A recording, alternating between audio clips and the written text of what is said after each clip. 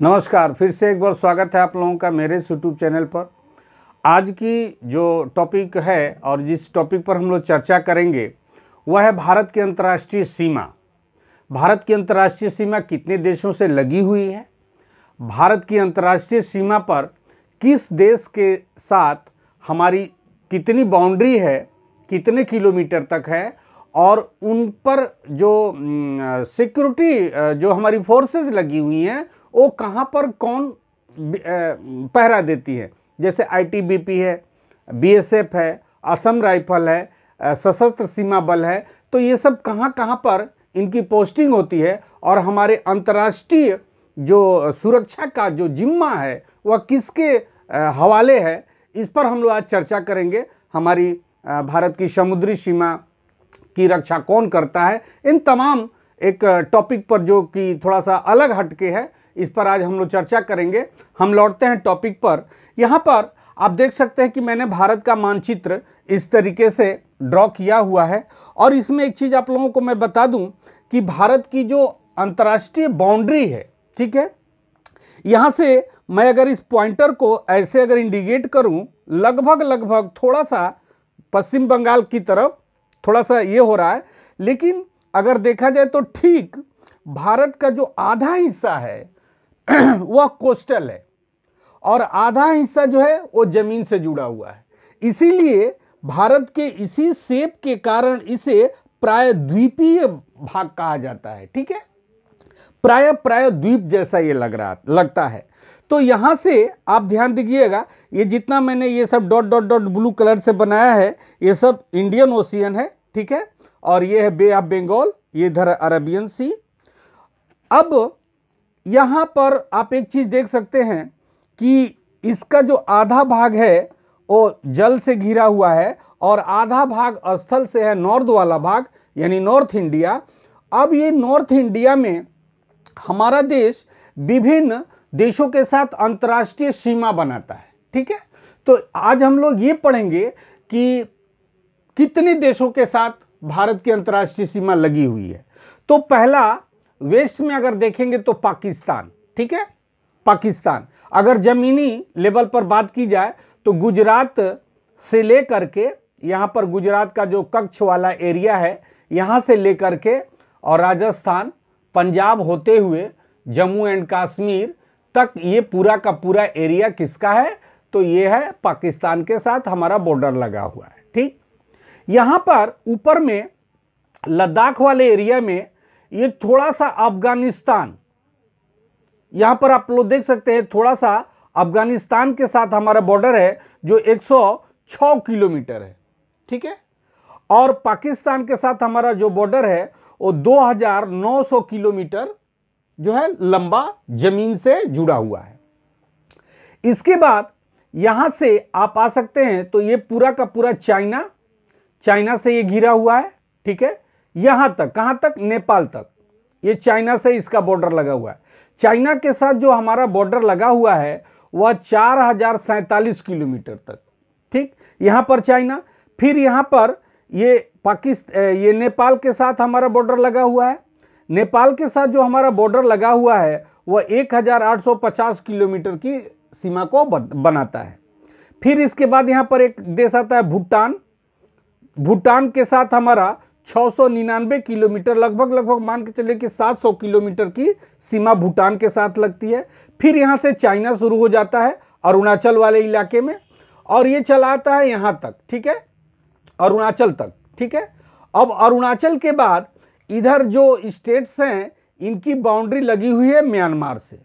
तो कितने देश हो गए, 1 number Pakistan, 2 number Afghanistan, 3 number में आ जाएगा चाइना, चौथे नंबर में आ जाएगा नेपाल, 5वें नंबर में आ जाएगा भूटान और 6ठे नंबर में म्यांमार और 7वें नंबर में आ जाएगा बांग्लादेश। बांग्लादेश के साथ बाउंड्री हमारी जो लगी हुई है वो 4096 किलोमीटर की जो अंतर्राष्ट्रीय सीमा है वो बांग्लादेश के साथ हम लोग साझा करते हैं। यानी कि बांग्लादेश का यहाँ पर आप देख सकते हैं कि ये पूरे तरीके से केवल साउथ वाला भाग ही इसका जो है सी से कनेक्ट है, बाद बाकी ईस्ट वेस्ट नॉर्थ ये 3 तरह से हमारे भारत से घिरा हुआ है। ठीक है। तो इस तरीके से ये हमारी अंतर्राष्ट्रीय जो लैंड वाली बाउंड्री है उसको हम लोगों ने देखा। अब देखिए यहाँ से पश्चिम बंगाल से लेकर के और यहाँ पर पूरे साउथ में आप आइए, पूरा यहाँ से होते हुए, ठीक है, और ये आ जाइए आप गुजरात तक। तो ये क्या है, ये समुद्री सीमा से घिरा हुआ है। हमारा जो देश है वो समुद्री सीमा से, यानी कि पूरा साउथ इंडिया का जो अंतर्राष्ट्रीय जो सीमा है वह समुद्र से जो है घिरा हुआ है। और इसमें जो हमारे जो सुरक्षा कर्मी हैं वो भारतीय तटरक्षक इंडियन कोस्ट गार्ड के जिम्मे है। और इसकी जो बाउंड्री है वह 6100 किलोमीटर पूरा हम पानी से ऐसे घिरे हुए हैं, ठीक है, ईस्ट साउथ होते हुए फिर वेस्ट में आते हैं।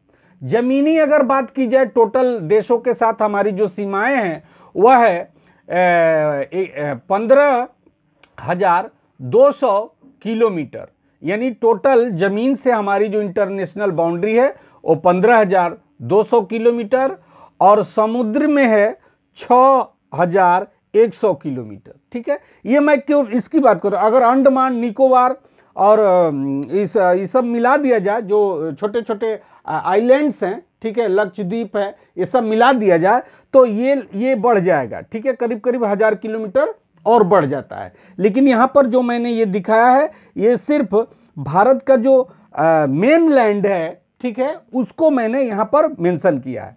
तो इस तरीके से ये होगी।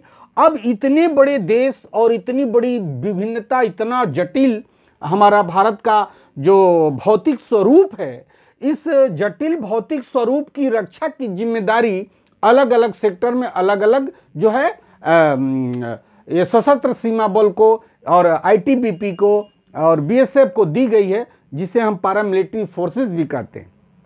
अब देखिए यहाँ पर आप देख सकते हैं कि यहाँ से लेकर के और यहाँ तक ये पूरा जो पाकिस्तान का एरिया है ये कवर करता है कौन, तो बीएसएफ, यानी बॉर्डर सिक्योरिटी फोर्स, ठीक है, बीएसएफ।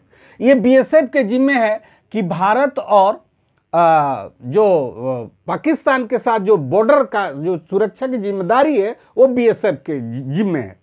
यही नहीं, बांग्लादेश के साथ जितनी भी हमारी अंतर्राष्ट्रीय सीमाएं लगी हुई हैं, यहाँ भी बीएसएफ को ही दिया गया है इसका जिम्मा कि आप इसकी अंतर्राष्ट्रीय सुरक्षा में रहोगे, ठीक है।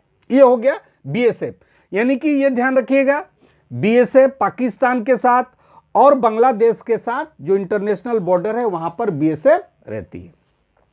अब हम आते हैं, अब देखिए अफगानिस्तान के साथ कोई ऐसी सिचुएशन इसलिए नहीं है कि यहां से ये लगभग मान के चलिए ये वाला जो भाग है ये पीओके चला गया है, ठीक है, पीओके में चला गया है, पाक अधिकृत कश्मीर में चला गया है। तो खैर इधर तो उस तरीके की भी कोई सिचुएशन नहीं है। इसके बाद भारत और चाइना के बीच में जो अंतर्राष्ट्रीय सीमा है उसकी सुरक्षा आईटीबीपी के जवानों को दी गई है, ठीक है, इंडियन तिब्बत बॉर्डर पुलिस को दी गई है। जहां जहां पर हमारी सीमा चाइना से लगती है वहां पर आईटीबीपी के जवान तैनात रहते हैं, ठीक, यानी कि बांग्लादेश पाकिस्तान के साथ बीएसएफ, चाइना, भारत और चाइना के बीच जो भी सीमा है उसकी सुरक्षा आईटीबीपी, ठीक है। इसके बाद नेपाल, भारत और नेपाल के बीच में जो अंतर्राष्ट्रीय सीमा है वहां पर एसएसबी है, सशस्त्र सीमा बल, ठीक है, ये है यहां पर। और भूटान के भी साथ है सशस्त्र सीमा बल, यानी नेपाल और भूटान इन दोनों की जो इंटरनेशनल बाउंड्री है, भारत की जहां बाउंड्री मिलती है वहां पर एसएसबी के जवान तैनात रहते हैं। अब आता है बात भारत और म्यांमार के बीच में, ठीक है। तो भारत और म्यांमार के बीच में असम राइफल है, ठीक है। यहां पर जितना भी स्टेट्स है जिसकी इंटरनेशनल बाउंड्री हमारे म्यांमार के साथ लगती है, चाहे वह नागालैंड हो, मणिपुर हो या इधर में आपका मिजोरम हो, ठीक है, यहां पर इसकी बाउंड्री लगती है म्यांमार के साथ। और यहां पर असम राइफल ये एक्चुअल में भारत की सबसे पुराना, जिसको हम बोल सकते हैं कि सुरक्षा बल है। सुरक्षा बल अंतर्राष्ट्रीय बॉर्डर का जो फोर्स है ये सबसे प्राचीन है। इसका फिर बाद में नाम इसको असम राइफल रखा गया। ये बहुत पुरानी चीज़ है। तो आप लोग इस बात को समझ गए होंगे कि हमारे अब एक चीज़ हम लोग यहाँ पर देख सकते हैं कि इनकी स्थापना कब हुई। ठीक है, बीएसएफ 1 दिसंबर 1965 को इसकी स्थापना हुई। एसएसबी सशस्त्र सीमा बल 20 दिसंबर 1963 को इसकी स्थापना हुई। आईटीबीपी की स्थापना हुई 24 अक्टूबर 1962 में और असम राइफल 1835 में। देखिए यहाँ पर असम राइफल को दिखा रहा है 1835, यानी सबसे प्राचीन, यानी जिस समय हमारा देश आज़ाद नहीं हुआ था उसके पहले असम राइफल की जो है इस बल की स्थापना हुई। भारतीय तटरक्षक जो हमारे पानी में सुरक्षा प्रहरी के काम करते हैं 1 फरवरी 1977 को इसकी स्थापना हुई। जो ये पूरा हमारा जो कोस्टल एरिया है ये पूरे इसकी सुरक्षा की जिम्मेदारी किसको होती है, तो भारतीय तटरक्षक के जिम्मे होती है। जो लोग समुद्री सीमाओं में अक्सर गश्त लगाते रहते हैं, घूमते रहते हैं, ताकि कोई इंटरनेशनल बाउंड्री को क्रॉस न कर जाए या दूसरे देशों की जहाज हमारे देश की सीमा में न घुस पाए। तो मैं आशा करता हूं कि आप लोगों को ये अच्छा लगा होगा कि किस देश के साथ हमारी बाउंड्री लगी हुई है, उसकी सीमाएं कितनी है, कितने किलोमीटर है। तो आप लोगों ने इस चीज़ को यहाँ पर देखा, मैंने इसको समझाने का प्रयास किया।